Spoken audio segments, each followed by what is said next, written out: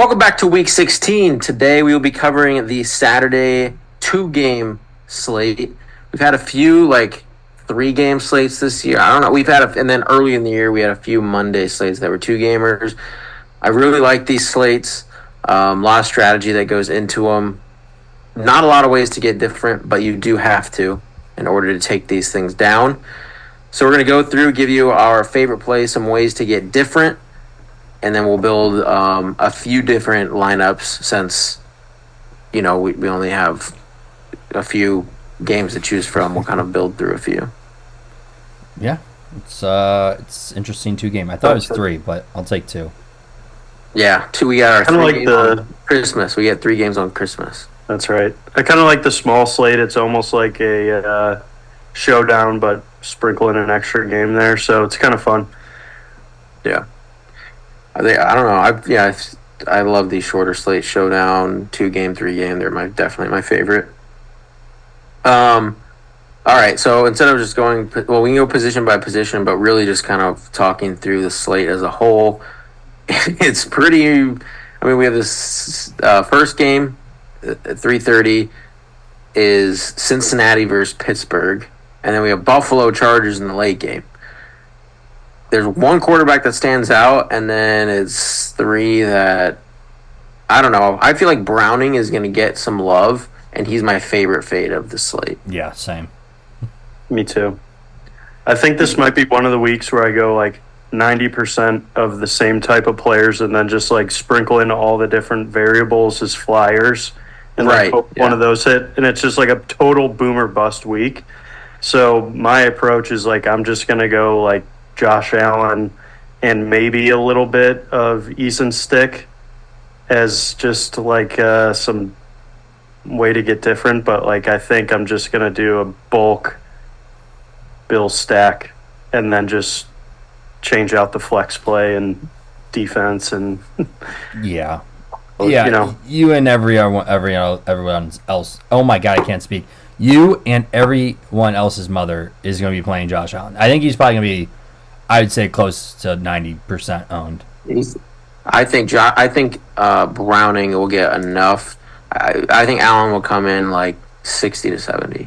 Yeah, I mean he should be 100% owned in my opinion. So you're going 100 on Allen? I'm going to go 95% Allen. Yes. Who's the 5% that you think he'll Rudolph. play? It is Rudolph. Yeah. To me, it's Rudolph too.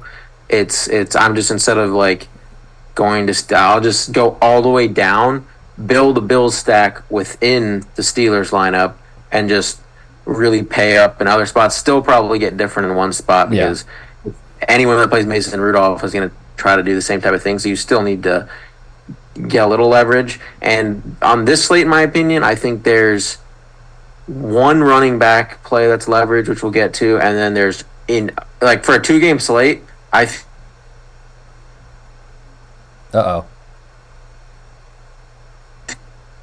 What? We good? I think you're good.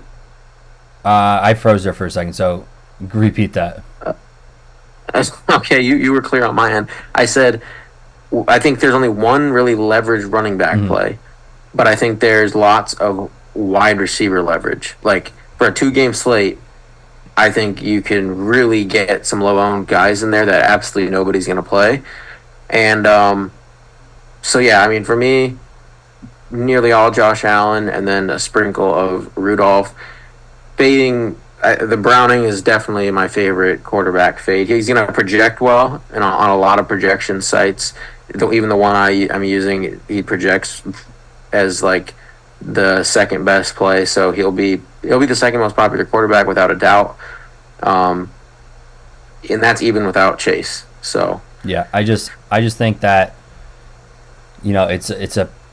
he's got to fail at some point. He's not a starting quarterback for a reason, so you just have to think that this is going to be the spot that he fails. It's not fun with Mason Rudolph. I'm not expecting him to put up 40 points. What I'm expecting him to do is put up 14, 15 points, which then would hopefully eliminate Browning and Stick. And then if Josh Allen doesn't go crazy, he gets 24 points. Mason Rudolph is easiest. I wouldn't say easily, but if it just depends on the other combinations of players and how they hit. Because 24 if he's 24 and Rudolph 14, it very well could still be Josh Allen. You would just need some other things to go your way. So heading to running back, it's really like I like a few plays, but it's kind of like I'm not like really excited to play anyone in particular. No, definitely not. Yeah, I mean, obviously James Cook is going to get a lot of excitement after his massive He's going to be game. the highest one, without a doubt. Eckler at 7,200. I feel like people may be off of him just because of the games he's had. So interesting play there. You can get different with Mixon. The Colts just gashed the Pittsburgh Steelers defense, but I mean, I think that was just in a kind of the game script, and they were just done.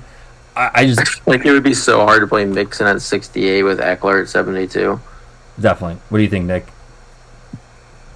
I don't know. I mean, we talked about this yesterday. It was scary to see Eckler just getting faded out in the first quarter last week, but I think now that Staley's gone, it's kind of all out the window. And I did like what you were saying, PB, where it's just like their season's washed. Let's just see the guys that we love, which is Austin Eckler and Keenan Allen.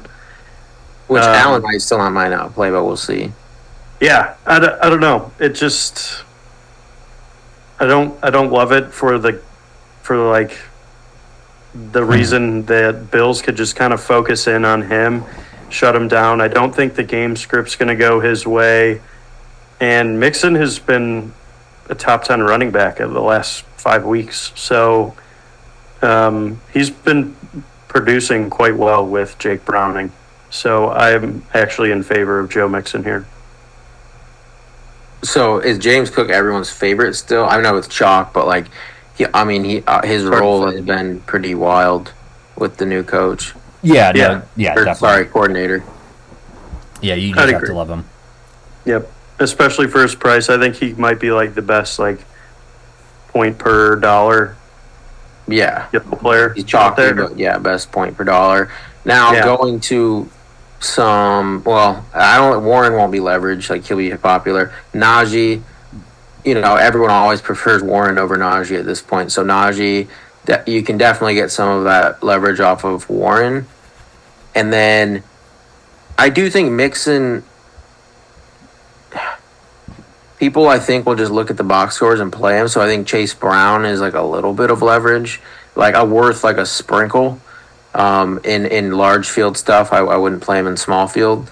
And then Isaiah Spiller, if you're on the narrative of they're gonna turn the page and they're looking at Isaiah Spiller for the future, you could see him be featured. So, yep. But then you got That's it for me at running back. Well, no, then you got old man Lat Murray, who he doesn't do much. He will get some touches on the goal line, which is frustrating. He's getting so much less work since the new OC took over. True, but he did still sneak a touchdown last week, which was frustrating. And what's crazy is even with that touchdown, he scored 7 points. No, I know, because he gets so little work. He would have to score a touchdown and do it. That's how bad I think of a play is, because he just, even when he scores a touchdown, he's not even 3,500. He's 4,600. Mm-hmm. He has to do a lot more than that. I mean, with him and Chase Brown kind of being in the same range, I just like the pass catching ability of Brown. He's more involved consistently, I would say. So for me, if you're going with a running back flyer, the sole thing I'm looking at is just volume. How is they projected more than 10 touches, 10 touches or more to be playable, in my opinion. So and so obviously Isaiah Spiller, you can't project him for that because he's never really done it. You're really you're buying into a coaching change, and that if you're not on the Eckler side of they're gonna appease the fans, play their guy Eckler, try to do something here, or are they going to turn the page and Eckler goes to the back burner and then Spiller is? So that's why I want to play that angle to some degree on this slate, is that Eckler Spiller. It's just such wasted snaps for Eckler at this point in his career. He probably has one season left in him, and like he should almost just shut it down, like kind of what Keenan Allen should probably do as well. Isn't Eckler like a big fantasy guy though? Like that's another thing that sits in the back of my head. Like he'd be like, no, like I'm getting my guys through the playoffs and trying to, like I could see that too. Like Yeah, he knows he's failed all year, so you could see him like, hey, coach, I got myself in my fantasy squad. I'm in the semifinals. I got to win, so I'm going to play. yeah, they just appease the players at this point. All right. So, all right, wide receiver. This is really where I think is tons of leverage. Like I think ownership is really going to condense around a few guys because it is pretty ugly. Like Chase is out most likely. So people are probably. I mean, Diggs. I mean, he's going to be very high owned, as he should be. Yeah. Yes. I mean, I love Diggs in this spot, obviously. Gabe Davis will even probably still have some ownership. Like, just any Bill, really, until we get to some of these few that we'll talk about in a little bit, are all just going to gather ownership. Like, it's impossible for them not to. Yep. Yeah. So it seems like Gabe Davis has, like, those breakout games once every 3 weeks. Yeah, I mean, he's had, like, on a 2-game slate, he could, I mean, at 5,300, he would have paid that off, like, 1, 2, 3, 4, 5, about 5 out of about a 33% hit rate. So he just ain't. I mean, I'm gonna play him, but I just don't think Gabe Davis is a good wide receiver at all. He should be absolutely flourishing in this offense with Josh Allen, and he doesn't have 40 catches yet this year. Yeah, but he's kind of like that deep hitter. Like, I mean, but he's had 2 games over 12 receptions, like in the past 7 games, I guess. So it's like he's just like the perennial boomer bust guy, not receptions. Oh, thank you. Yeah. Yeah, and the Chargers are definitely one where he could have one of his boom games. I'll say that much. Yeah, he's like someone I sprinkle, but like Josh Palmer, I will be going quite number heavy 1 on Gabe Davis this week. Like, this is a week I think where it's like could be just like Bills onslaughts for the thing, and again that'll be popular, but there will be ways that we can get different here in a little bit. So yeah, Gabe, Diggs. So we're eating the chalk. It's kind of there. T. I hope people go back to him because I'm kind of off of him. If you're not on Browning, then yeah, I don't really want to be, but I am on Boyd though. More of like a volume play. Like if Chase is out, if Porter is on T a little bit more. Browning still throws a lot, and I think Boyd or Tanner Hudson, but I don't know. I think Boyd definitely gets involved a lot more. Well, yeah, no, definitely. He runs those. I mean, he's not a deep guy anymore, so he's more of that 5 to 20 yard type of route running tree here, which is going to have to happen. And I mean, if you look at how the Colts attacked the Steelers last week, a lot of their receptions were middle of the field crossing routes that Tyler Boyd runs. So it wasn't like they were throwing deep. I mean, Colts don't throw deep in general, but neither is Browning. I mean, I mean, yes, he threw a couple deep passes to T, but I feel like a lot of his passing volume and work is in that 5 to 20 yard range. He doesn't really throw anything 25, 30 yards down the field. Obviously, he'll take a shot here and there, but I think Tyler Boyd lives in that range, and I do like Tyler Boyd as a lower end pick here. Now, what do you do with Johnson and Lazy Pickens? Do we like either of those guys? Like I don't. I mean, again, they're even when I play Rudolph, it's a max 1. Like I'll never play both these guys in the same lineup. It is so rare that they hit at the same time, and obviously Rudolph, it's going to be hard enough for him to support 1. Again, it's usually one of these guys is going to have like a somewhat serviceable game, and they're both cheap. So I have to play some of both. I don't know. Pickens seems to be getting some like buzz about like they're watching film. Like Jalen Warren, like came out and basically said like it was a touchdown. It was a run Yeah, by against the Warren, Colts. Yeah, and he and didn't block. Pickens like didn't block. And Warren said, "Yeah, I mean, he just did what he thought was best for himself. I mean, if that were me, I would definitely block. But that's just who he is, I guess. Like I don't know. And there's been other stuff about Pickens. He's trying to sabotage himself off that team. So it's like I don't know. That's He's got a couple scary. years to do that. It's scary a little bit. I don't want to play any of Pickens after all the shit that all his teammates have said. But then he goes out and gets 7 targets. He's at 7, 6, 5, 5, 6. Like he still gets targets. But after them watching him film this week, everyone's like, dude, what the? You're not a team. You're not here. You're here for yourself. He's like, he's there for himself. Like T.J. Watt said something today. He's like, yeah, there's some people here who just don't want to practice and they're just going through the motions. And they literally are showing a film of the wide receivers doing like cone drills. It's like 3 guys in a row, like full sprint, and then it's Pickens just like jogging, doing like a half curl, running back. Like he just you see that, and like I don't know how his coaches aren't. Mike Tomlin puts up with that shit because he's an old school guy. It's surprising. And like, do you think that at some point he just he's fed up and he's just like, you're not getting the ball? I honestly think that could happen. I mean, he threw a temper tantrum earlier this year where he like deleted everything. He's like, get me out of here. Like pouts on the bench, dude. Like he's in it for himself. He's like a typical. Yeah, diva. I mean, I guess you are kind of talking me out of him, and I guess it's a matchup where Cincinnati's awful against tight ends. You could see them go heavy Deontay and Freiermuth, and then Warren in the passing game. Yeah, and just kind of like I ain't touching Pickens with a 10-foot pole. I think the Tomlin thing though, he cares about winning more than that. So yeah, that's the other thing. It's tough. It's tough.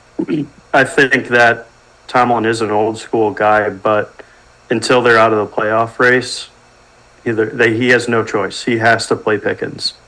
He knows that Pickens is his best chance. I mean, he's thrown out Mason Rudolph. Yeah, but that's because he feels Trubisky wasn't him. Like, yeah. I don't think he's throwing Rudolph out there as like, oh, we're giving up. Right. I'm not saying he's throwing the red flag because he doesn't do that, or raise the right flag because he doesn't do that, but I'm going to have to really think through the situation, really dive into the weeds on if this team type in Pickens on Twitter and Pickens. just look at all the hate. And he's like, yeah, all the people who are like saying that I'm not out here, I'm not blocking. He's like, you guys don't know football. I'm like, you know what? You can say that, but we watch enough football. I mean, if his teammates are saying it, like they know football. Yeah, it's crazy. But okay, enough on Pickens. We could spend an hour talking about Pickens. Yeah, but I do think it's like actually like I do think because like last week it was. Remember I said one of them can score over 15. It was Deontay. Like, so it is definitely one of the talking points. Chargers wide receivers with Allen out. Palmer. I mean, all the guys are going to be 5K or less, and they're going to project decent. Like mainly. I like Josh Palmer. I was on him big last week. But against Buffalo? Yeah. I mean, they're going to have to throw a lot, and there's not many options. I think Josh Palmer is a guy. Didn't really like Palmer, though. He put up like 20-something points. Yeah, but it was on one play. I feel like he leaned into... Quentin Johnson had 3 tight ends. I feel like he liked Everett quite a bit. Well, again, that's what these quarterbacks do. First starts like this, like they don't go through all the progressions. They go through like 1 or 2. What players don't run deep down the field? Tight ends. The reason Josh Palmer got that was because of blown coverage. He got 34 yards outside of the 79. So it's like. It's like Palmer's the explosive guy. He's always been that kind of deep threat for them when all these other guys have been out. So, I mean, Buffalo's defense is good in my opinion too, like pass defense. So for sure. And Quentin Johnson just can't catch balls. I mean, he did catch a touchdown last week. You're right, but he also dropped one, I think. What if we see this is like Easton Stick like just looks awful? and Max Duggan goes in there and goes right back to his connection with Quentin Johnson. I mean, you could see it. Good. That could happen. I mean, he's gonna. Yeah. So you playing I Dugan prefer probably the secondary Chargers receivers than Palmer. I mean, So then, yeah, this is when I'm talking about. Like, it literally falls off a cliff. So you have all those mid-tier guys. Like we said, we don't really like T. Between Diggs at 8,700, then basically the next play I'm off of T. Sounds like you guys are. It goes down to Gabe, and then the Steelers guys. Palmer as like the Chargers wide receiver 1.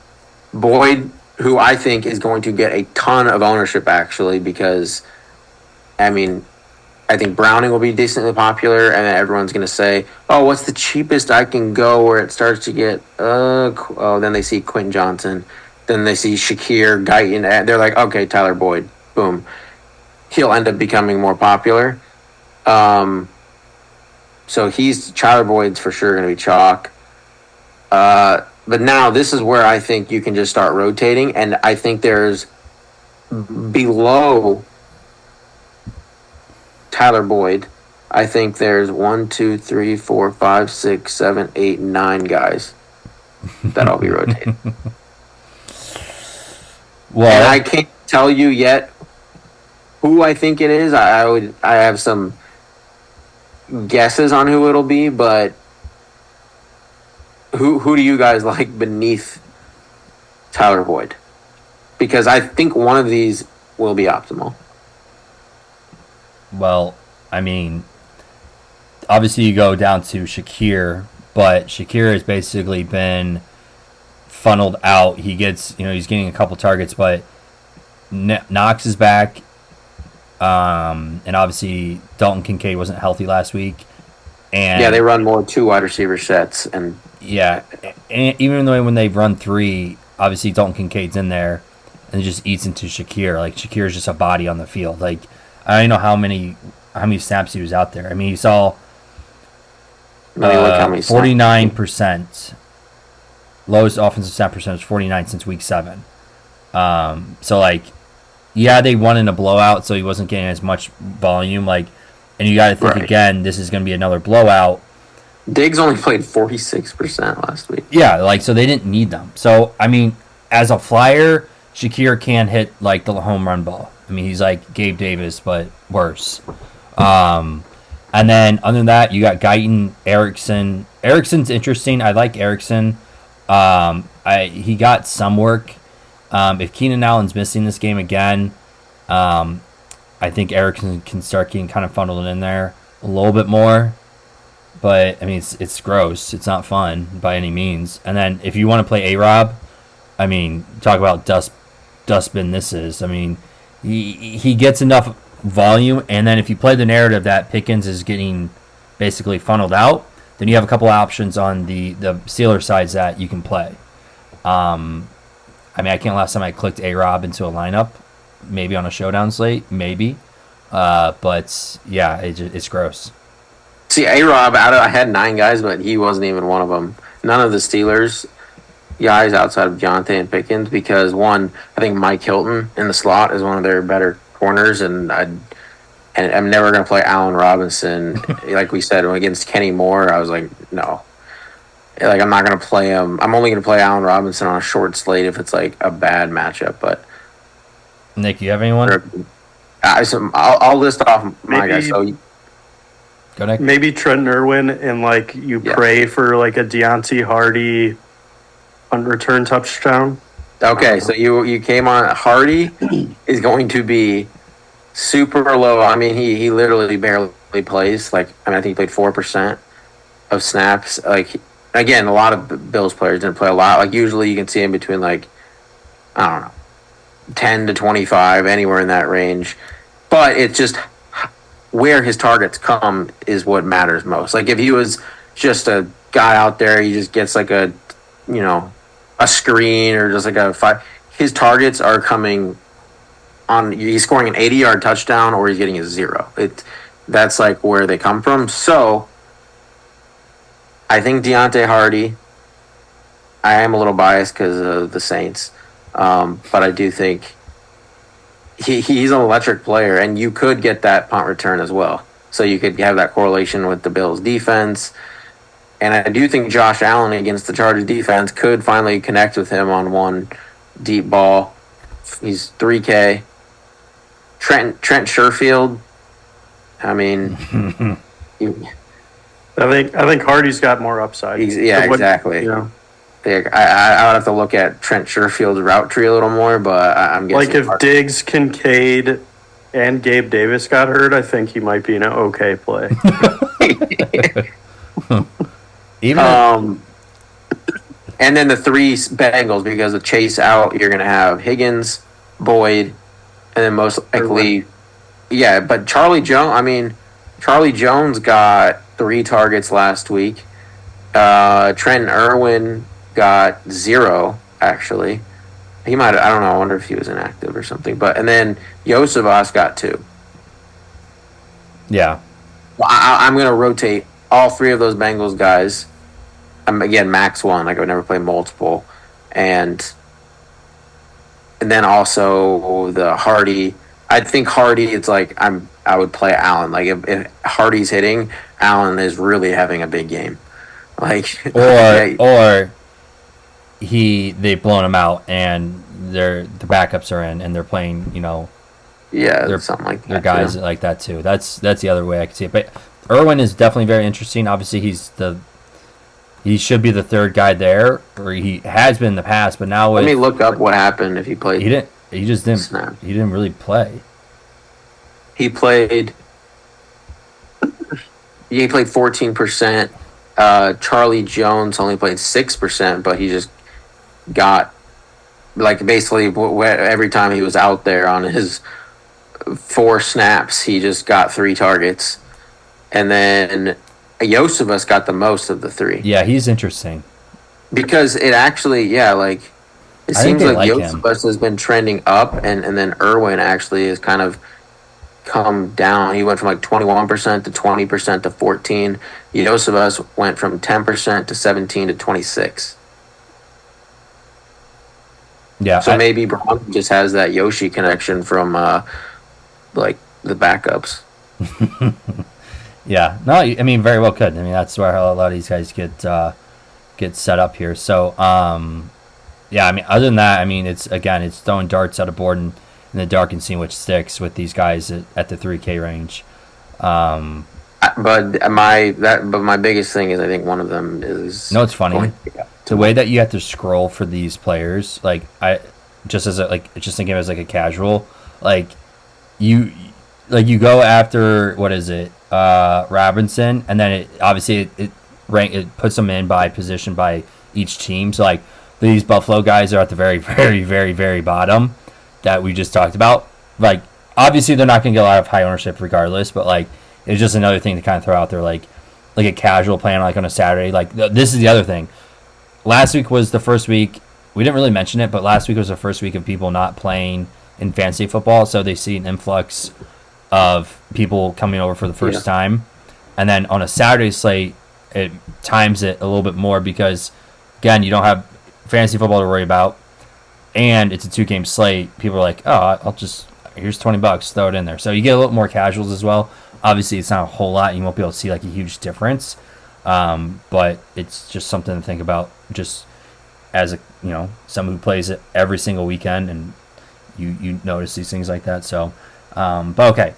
So are we moving to tight end, or are we just gonna go to? Oh no, we should. It's a 2-game slate, so let's cover tight end, and then we'll build the lineup. Okay. 1 second here. What the heck? Let's get out of this. So, what tight ends do you guys like? Gerald Everett, Freiermuth. I think I hate Dalton Kincaid since he lost me some fantasy football playoffs, but yeah, it's actually pretty ugly at the tight end this week. Yeah, I was going to say I'm going to be pretty spread out between Muth, Everett, Tanner Hudson a little bit. Yeah, I'm going to be pretty, Freiermuth, definitely my favorite. But Outside of that, obviously, I'm going to lean into a little more Kincaid Knox because Allen obviously is going to be. I think Knox, I'll probably be a little bit overweight on compared to the field just because he, he'll be much lower owned than Kincaid, I would guess. He's cheaper by a lot, and he he adds that extra leverage in your Allen lineups. Yeah, and Allen loves Knox. He does. Knox Yeah, has a special, especially when they get down to the red zone. Yeah, Knox has a special special place in my heart. He's won me a decent amount of money last year, so I'll be definitely playing Knox. They love two tight end sets. He's especially on the goal line when everyone thinks run, and they do that little play action play. He sneaks out. He's a good play. I do actually think he's some.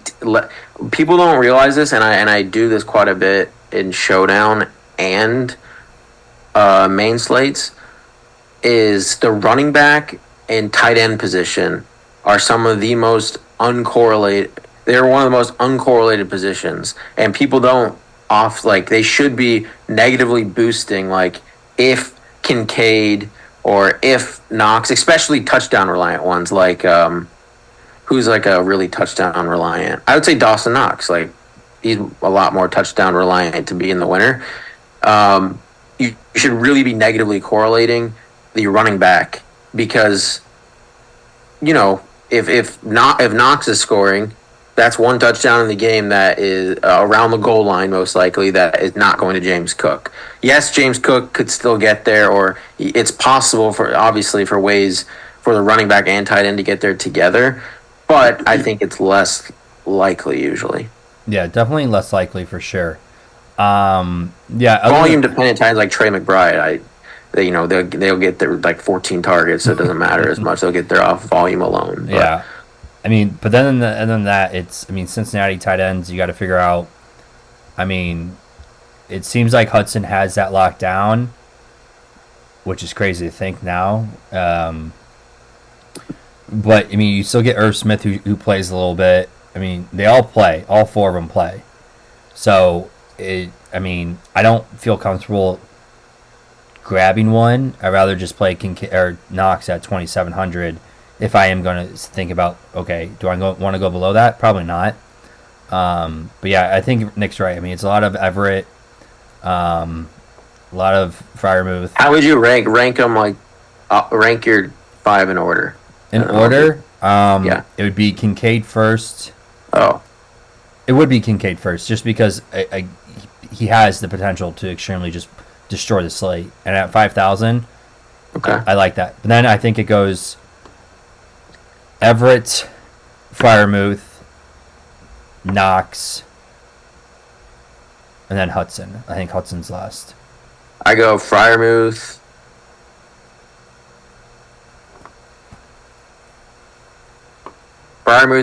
Everett, Hudson, Kincaid, Knox. I have the same as UPB, except I'm not going to play Kincaid this week. And I'll probably throw in Hudson. I just or something.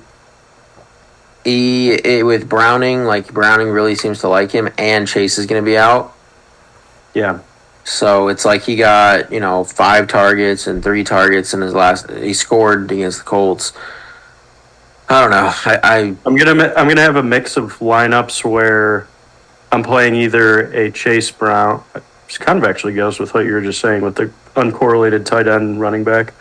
Either a Chase Brown or Hudson.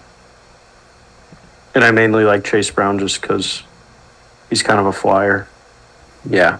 I was thinking of an example for that. I think someone like Derrick Henry and Chig Okonkwo are some of the most uncorrelated bets. So that's an example. Henry doesn't really get involved in the passing game, really touchdown dependent. So if Chig at 10-yard line scores a touchdown, that really hurts Derrick Henry's chances of being optimal. So, James Cook involved a little bit more in the passing game, so yes, he can still get there, but yes, Knox and Cook are uncorrelated in my opinion. Yeah, for sure. All right, let's spit out some of these lineups. We only got a couple options here. I know Nick said stick, but obviously I think we should start. We don't have to do it. All right, let's We have start. to build a stick lineup. All right, let's Let's just do it. Let's try to get a Josh Allen unique lineup. Okay. All right, so it'd go Diggs, Hardy, Yeah, Diggs, Hardy. Knox. Yep, and then no James Cook in this lineup. Okay. And then I like Mixon. I don't, but I mean, I would want Eckler and then one of the Steelers running backs. That's just the. But if you both like Mixon, then we could do Mixon. I don't mind either of those either. All right, let's start with Eckler first. He's more expensive. And then one of the Steelers running backs. We said Najee. I mean, I do prefer Warren in a lineup that we kind of got different with Hardy, Knox, and I would say even Eckler to a little bit of a degree. Okay. And then Eckler run back. Boyd here. Yeah, we could get Boyd since we.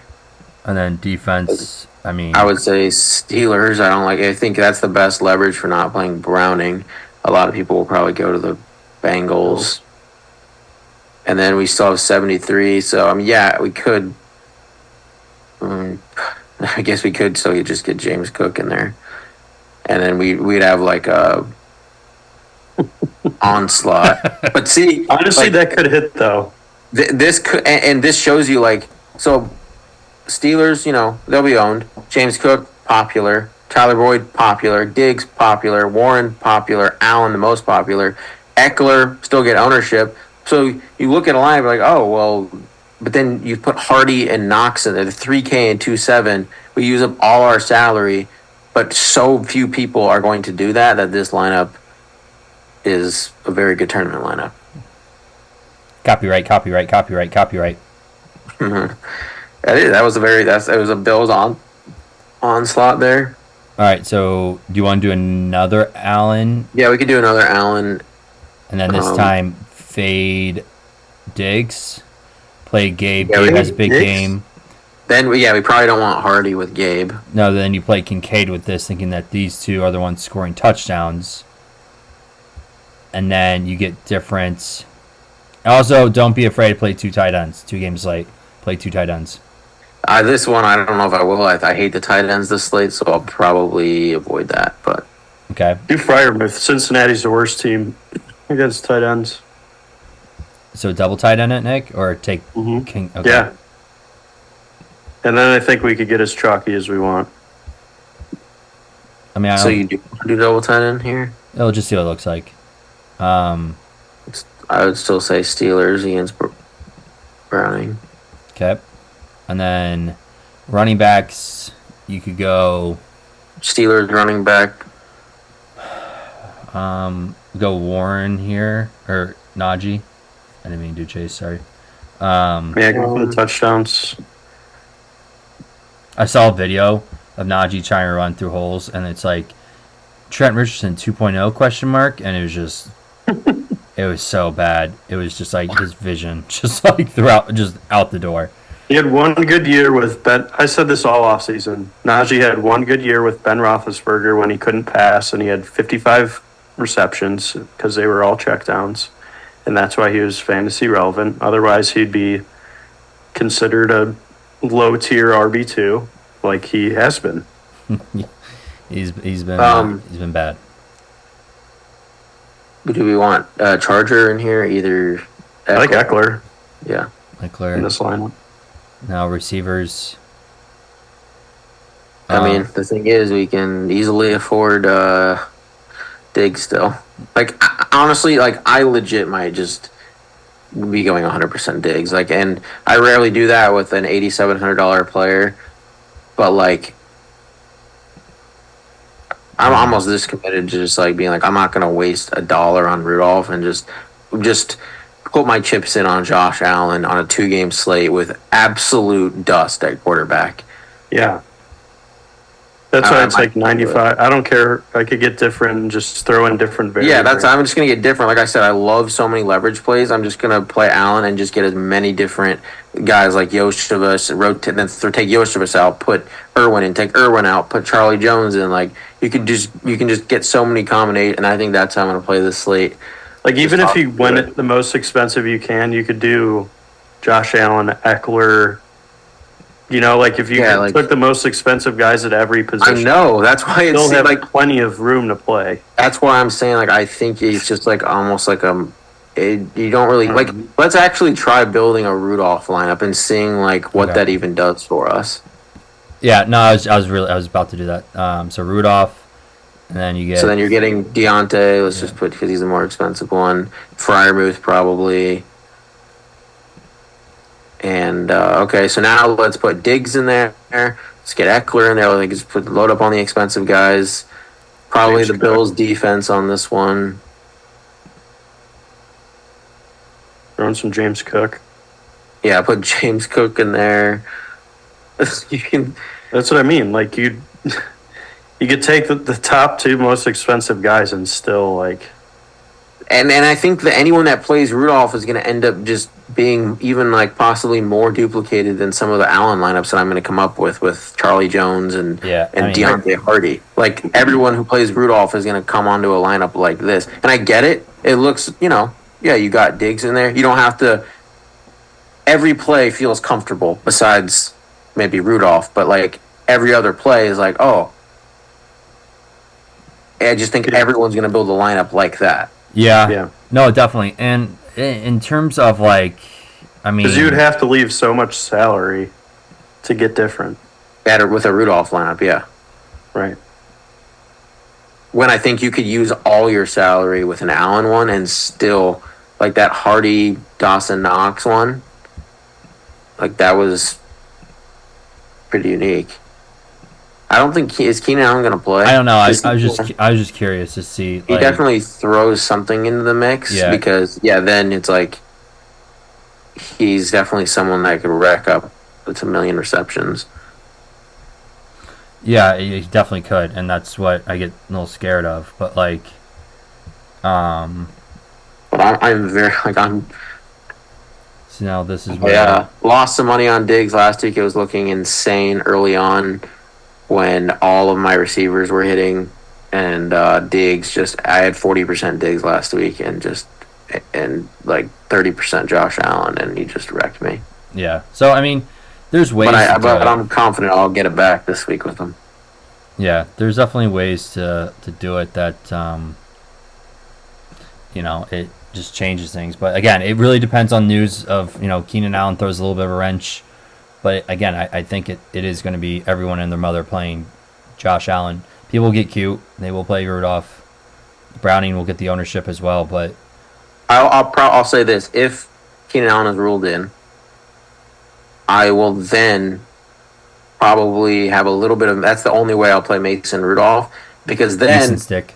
I could actually get. No, I'd play Mason Rudolph because. Then I'll be able to get like Diggs and Allen into a lineup, but in that Rudolph line, I would be able to get to one of those like 3K players. So that I would because like without Allen, like you just don't need to go to Rudolph. But I think if he's in, then it's like okay, well then you could play Diggs and Allen together, and also play like a Charlie Jones or Josephus with Rudolph, and that's how it would be unique. Yeah. All right. All right, that'll do it for our Saturday 2-game slate. We'll be doing the 10-game Christmas Eve slate tomorrow, so stay tuned for that. Please leave a like, hit the subscribe button, and we will see you next time.